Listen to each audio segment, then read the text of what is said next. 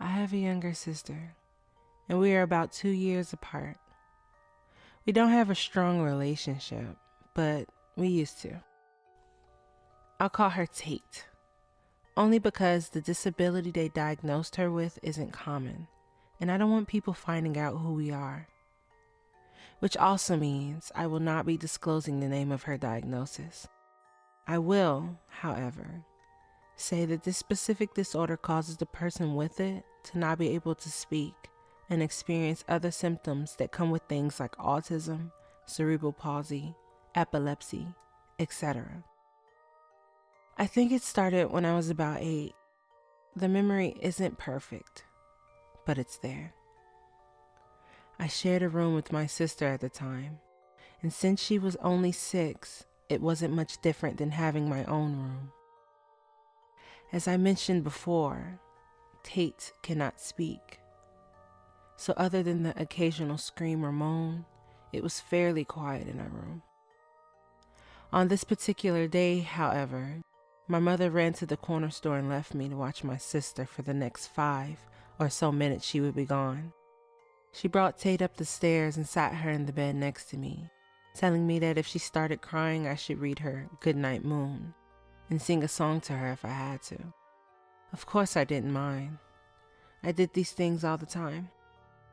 But this was the first time my mother had left us alone in the house together, so I felt a more urgent sense of responsibility to keep my sister calm and happier than I normally did. The second I heard the kitchen door slam and lock from downstairs, I hopped off the bed to grab the book to read to Tate. After all, why wait till she started crying to read to her? I had my back to Tate for 5 seconds at most. When I turned around, she was in her bed. She had been in mine just seconds before. This caught me off guard because Tate can't get in her bed without help, and she certainly wasn't one for moving fast. Her movements were typically slow and labored. I don't remember if I was genuinely scared in that moment, but I know I was a bit confused. I shrugged it off and got in her bed next to her, smiling, showing her the book. She was staring at me, and it was fast, but she rolled her eyes at me. I blinked back at her, questioning if I had seen that right. I remember deciding it didn't happen. 2 minutes passed as I read the book, and she didn't stop staring at me the entire time. I shut the book when I heard my mother open the door and step into the house. But before I could toss it aside to help Tate out of bed, she grabbed my arm. I whipped around to look at her, and she was smiling. Well, her mouth was. Her eyes just stared at me blankly. When I opened my mouth to say something, she let go and moved past me out of the bed and onto the floor. I remembered later on that day trying to tell my mother about what Tate had done, but she brushed me off, crediting my overactive imagination. In the years that followed, I started formulating theories. They were childish and outlandish. Like there was one when I decided my sister was actually an undercover CIA agent, pretending to be disabled so she could gather information on our family for some reason. Now that I'm older, I wish that were the case. Now that I've gotten the probably poorly written and frantic backstory out in place, I need to talk about what has been happening. It has been years since anything like what I described before happened. I'm 18 now, and Tate is about to turn 17 in August. And things are starting to get scary. I'm writing this on the evening of June 26th, and I'm afraid of what will happen at 9 p.m. tonight. It's currently 7:19 p.m., and I hear my parents and their friends chatting in the kitchen downstairs. It used to be easier for me to hear what they talk about downstairs when I shared a room with my sister due to the location of that room, but now I have my own room at the end of the hall, so I can just make out the sounds of them laughing below. Since I got home from college last month, I've noticed that almost every other night my parents have their friends over from 6 to 12, give or take an hour or two. They start in the kitchen, and at 8:30ish, they head onto the porch to watch television outside and raid our wine fridge. A half hour in, at 9 p.m., my mother will send my father inside to put Tate to bed and give her medicine. After that, he'll take the baby monitor outside so he can go back to socializing, but still hear if Tate starts to cry. Since I'm upstairs, they would expect me to help her so they don't have to leave their friends. But lately, despite the anger of my mother, I have outright refused to enter her room alone or have her anywhere near me. I dread the nights like these. The nights that my parents have their friends over are the nights Tate watches me, and it's ruining my life. At 9 p.m., Tate will be put to bed, tucked in, and kissed goodnight. At 9:01 p.m., she stands outside my door. My bedroom door doesn't close unless I slam it hard. My house is old and my door is one of these things we never got around to fixing. So my parents don't really like when I shut it because it makes the ceiling shake. And there's a long crack along it already from when I would slam my door in bouts of teenage rage during high school. The first time something happened was the second night after I came home.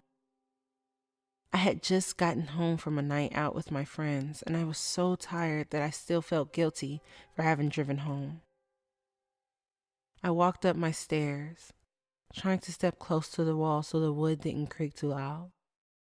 I had read somewhere that walking on wood near walls or furniture makes less noise than walking on it anywhere else. I got to the top of my stairs and sighed. I forgot that we had a gate at the top to keep Tate from wandering to the stairs and falling.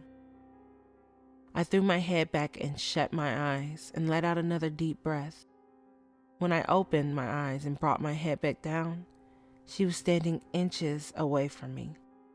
She's about 5 foot, standing with her face tilted slightly up to meet my undoubtedly wide eyes 6 inches above her. She looked different in the dark like that, with the moonlight from the window down the hall casting gray light on one side of her face. She started shaking her head inhumanly fast, making absolutely no noise as she vibrated. I screamed for my mom, assuming Tate was having a seizure because she had a few in the past. My mother burst out of her room and met my gaze with crazed eyes. What's wrong?" She looked around quickly. I turned my head towards Tate, who stood still in front of me, her normal vacant look yielding no sign of the mania that had filled her face seconds before. "I thought Tate was having a seizure." She turned to me. "She hasn't had one in years. Look at her. She's fine. Go to bed. You're overtired." She led Tate back into her room and tucked her back in. I stepped over the gate and jumped when I heard my leg crack on its way over. The gate is tall, and my body hadn't gotten used to getting over it again. I chuckled at how skittish I was being and headed off to bed. That was 4 weeks ago. Weird things like that would happen at night when my parents were outside or not home. It started small. After the initial hallway incident, I would look up from my laptop and see her staring at me through the crack of my door. She would glare at me when I would walk past her room to the bathroom, and things like that. However, since this past Friday, I feel like I'm in danger.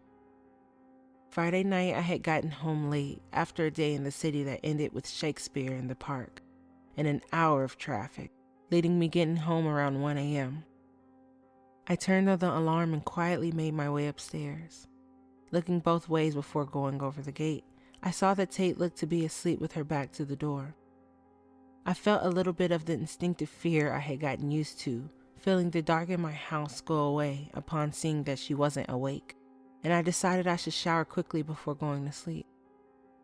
Usually my mom tells me not to shower after Tate goes to sleep because the music I play could wake her up, and then she wouldn't go back to sleep. But I figured if I didn't play music, I could get away with a 5-minute shower. I crept into the bathroom and quietly shut the door behind me. As I mentioned before, my bedroom doesn't shut.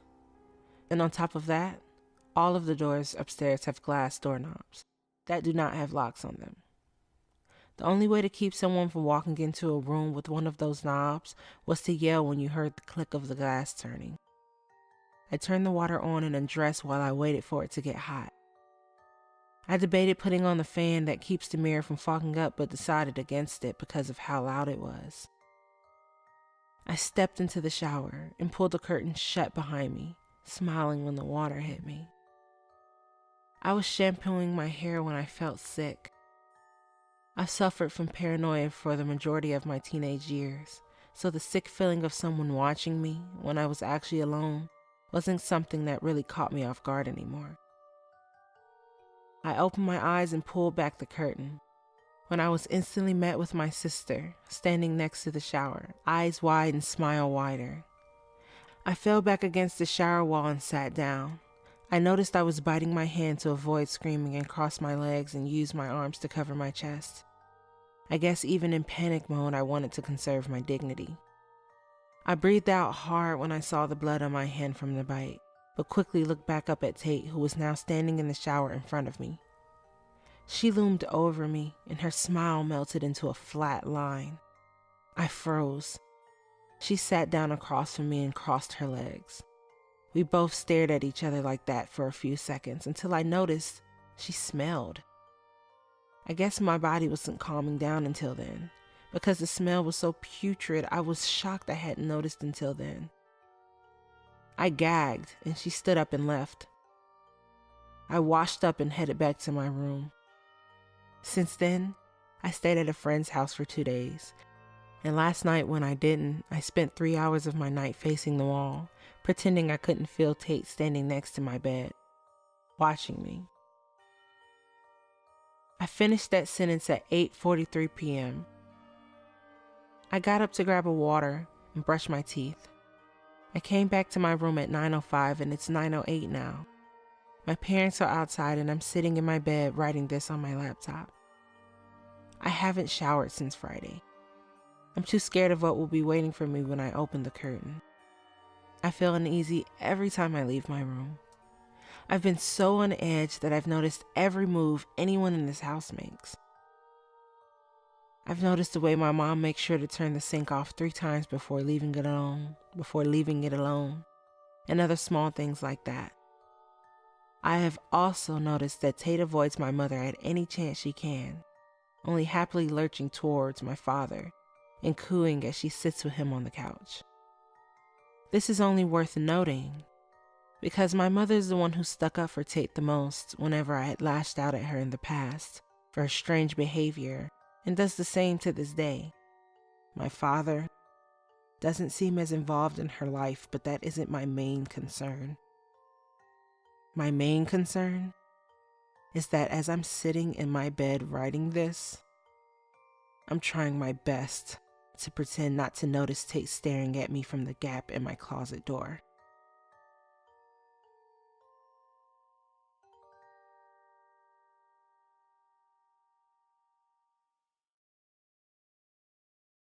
Hey guys, if you enjoyed this video, please like, comment, share, and subscribe to my channel. And hit that notification button so you can receive all my latest content. If you have any stories you would like me to read, send them to creepyxmalevolent@gmail.com. Thanks for listening. Bye-bye.